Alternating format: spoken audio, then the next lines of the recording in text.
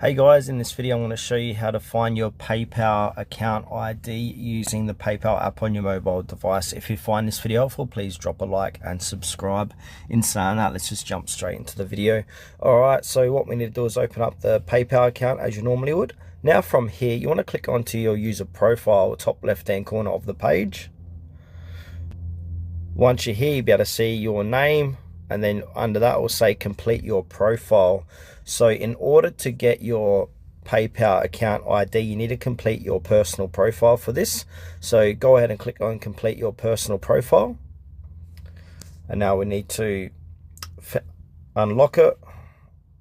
And from here, this is where you can complete your personal profile. So it will be at your username. So this is where you can change your username, and also you can choose your location. So you can change what location you like to use. So I'm going to go ahead and change this. All right, now there's my personal profile. Now I'm going to go ahead and click on save. And now this is going to be my account profile ID. So at Luke G27. Now once you're done, go ahead and click onto done.